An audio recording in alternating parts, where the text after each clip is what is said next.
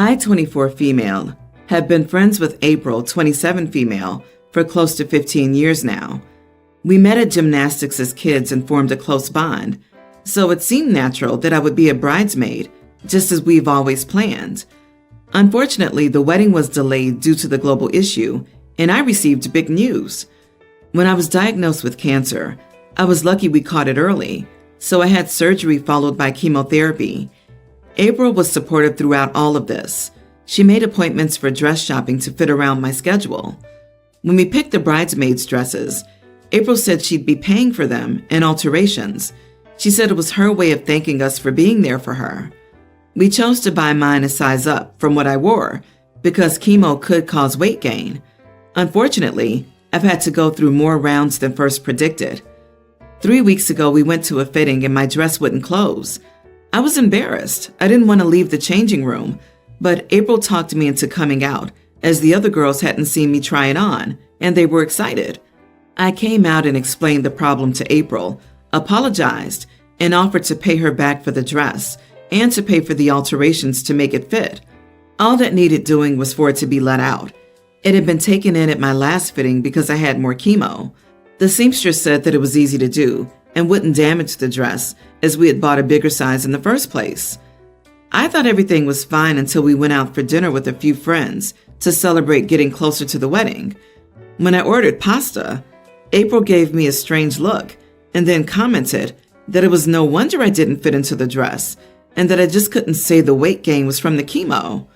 I was in shock about it and didn't know what to do. Then someone told her it was a horrible thing to say. She started saying I would ruin her wedding pictures, and it was already bad enough that she had to buy a size 10 dress so that I could fit into it.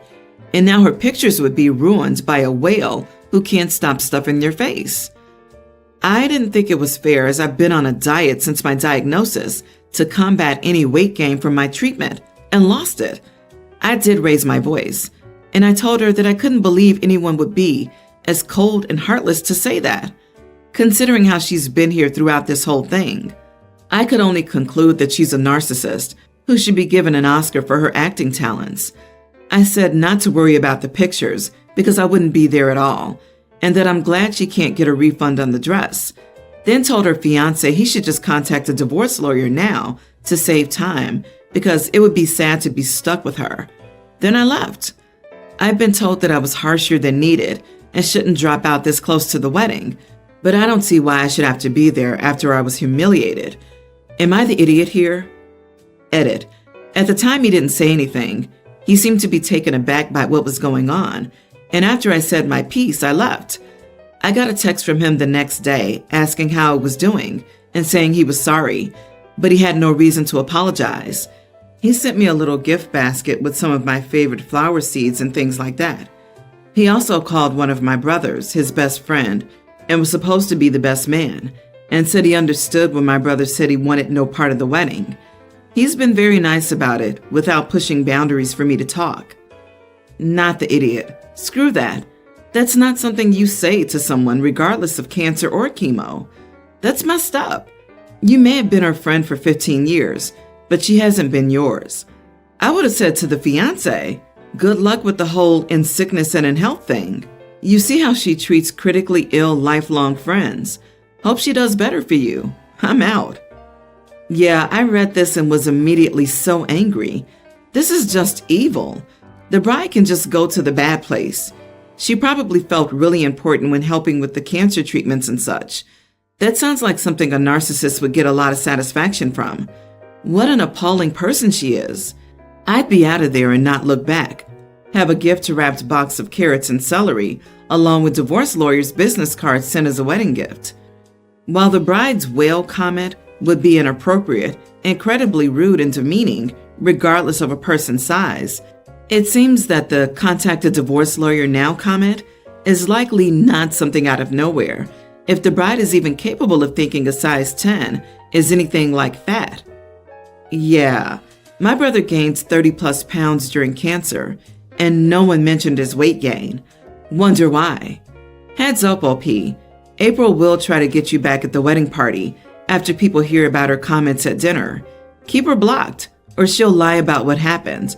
But thankfully there were witnesses. What a garbage bag human. I am sending encouragement regarding your treatment. I'm a Muslim woman and have recently moved in with my boyfriend of 3 years, who is Christian.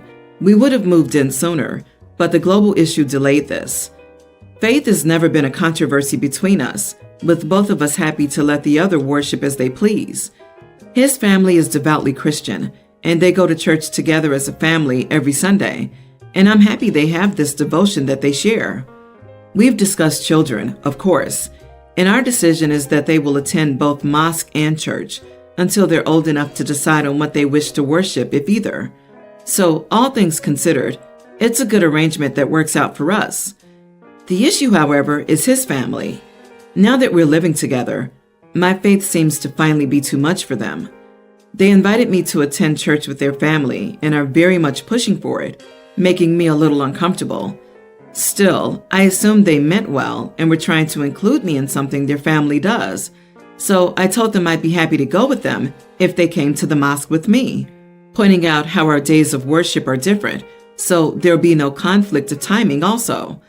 I figured if they were trying to share their faith with me, I should do the same and point out how we're very open to guests of other faiths, so it should be fine.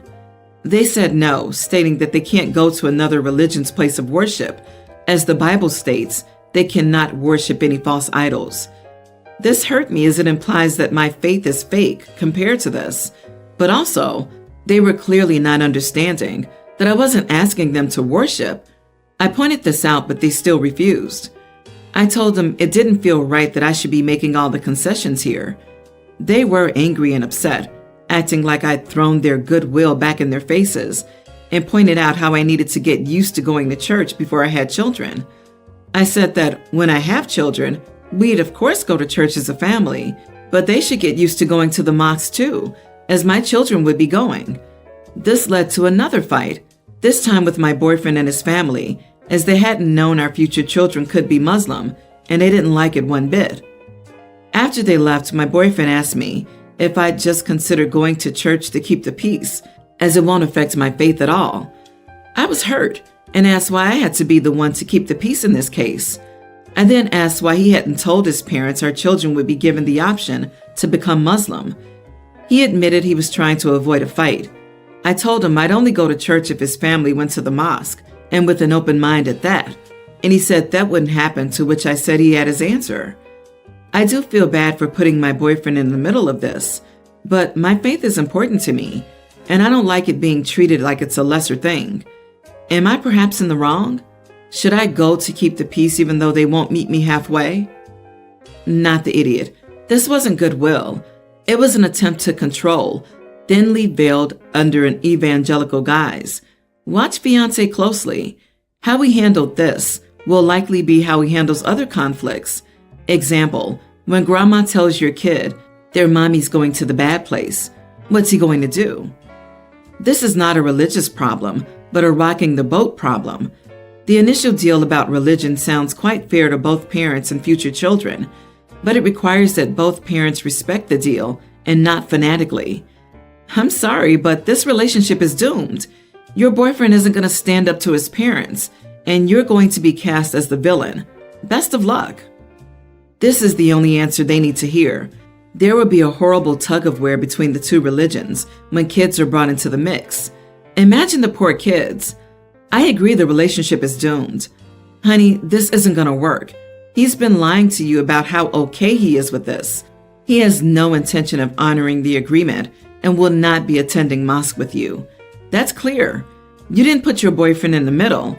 He put himself there from the get-go by not being upfront and honest with them. It was our first real vacation since 2020, and my first with just my husband in over 10 years. Our daughter Annie, nearly adult, was left home alone. For some reason, recently Annie can do no right in hubby's eyes. Dress, music, chores. He's deemed her irresponsible.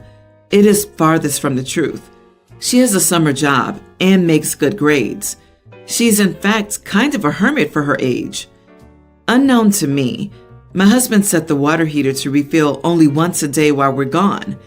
Annie did some dishes and laundry. She took a shower and the water was cold.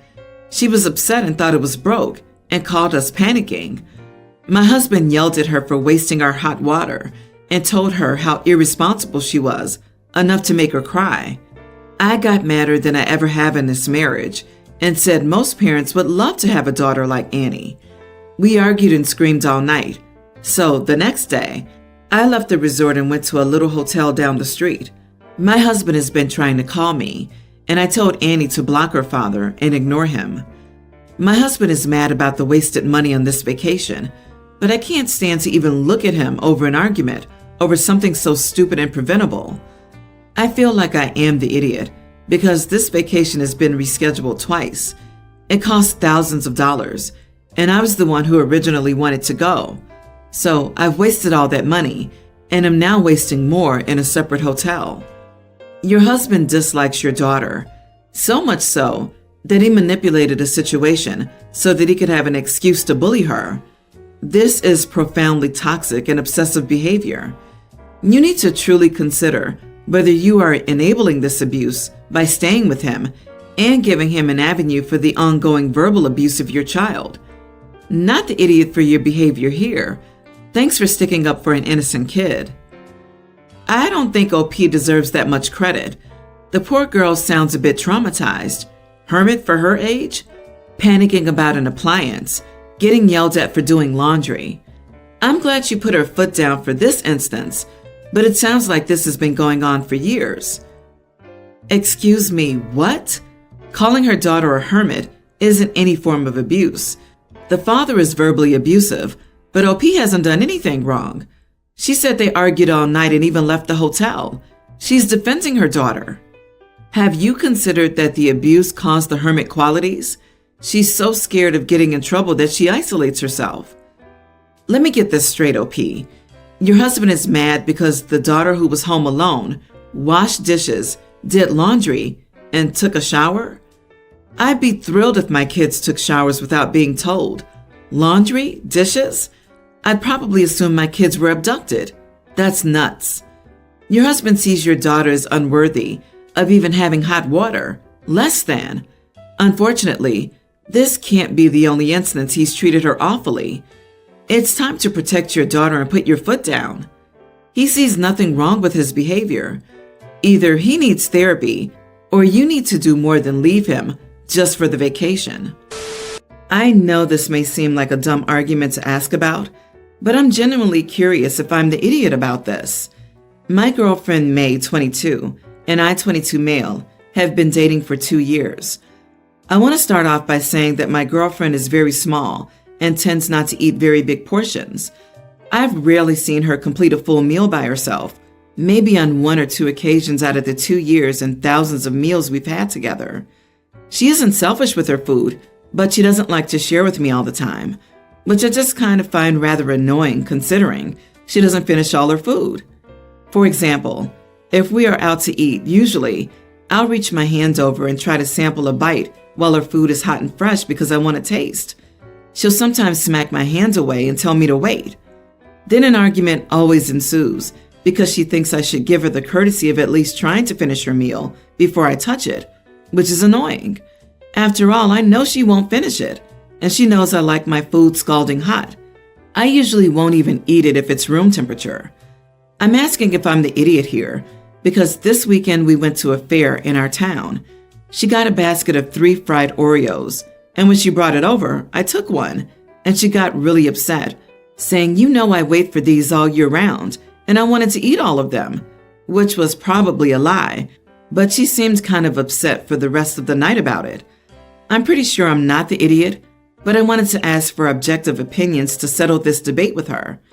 Am I the idiot? You are the idiot because you didn't even ask. I also never finish my meals, but my husband waits for me to offer, or he asks. Common courtesy. You also already know this bothers her, so why do you keep doing it? Nobody cares that you like your food scalding hot. You can heat up her leftovers when she's done eating. The absolute nerve to eat off another person's plate, even after being told no. Are you human or are you a hyena? You are the idiot. All I could hear when I read this was, Joey doesn't share food. I'm the same. It's rude to just grab at someone's plate, especially when you know she doesn't want you to. Why do you think your desire for her food outweighs what she wants? She knows I like my food scalding hot, except it's not your food, is it? No, it's not. Leave her alone. You sound like a toddler or golden retriever that was given the gift of speech. You are not entitled to her food, and not on your own terms, you freaking weirdo. Yeah, except don't most goldens sit and stare at the eater, silently judging and shaming them for not sharing? My lab does. OP can't even do that. He is not a good boy. Update. Okay, reading all of these comments has made me realize that I'm not only an idiot, but I'm the biggest idiot in the world. Growing up, I was very poor and was always taught to scarf my food down while it was good, aka while it was hot. I guess that translated into me being an adult and is now wreaking havoc on the person I love most. I thought that eating her food and showing her it was enjoyable would help her recovery. And though comments from parents and friends who watch their loved ones live with anorexia, I was severely wrong. I don't even know how I'll apologize to her, but I'll start by not taking her food and working on my issues. Instead, I'm going to take her to the fair and buy her all the fried Oreos she wants. Thank you all for making me realize just how crappy I was being. It's scary even to think that if I'd not made what I thought was a silly post over a small debate, I would have kept up my behavior without even knowing until it was too late. Holy smokes, did he bury the lead by not mentioning that she's a recovering anorexic in his main post about consistently stealing her food? Damn, he just decided to lie by omission, hoping he'd look better, and still came out looking like the idiot. The constant justifications from the OP indicate that he doesn't think he's done anything wrong and is not learning anything from this thread, which has been, you are the idiot all the way. Dude, I get being poor and not having food. I grew up with a lot of food insecurity too. Not a good excuse for being rude. Also, if you have issues stemming from your childhood that negatively impact your loved ones, you don't just say, too bad, that's just how it is. No, you have to fix the problem. If you have access to counseling, get some counseling. If not, try to recognize at least that you're being rude and stop doing it. Stop making excuses. It isn't your girlfriend's job to put up with your terrible manners. That's a great way not to have a girlfriend anymore.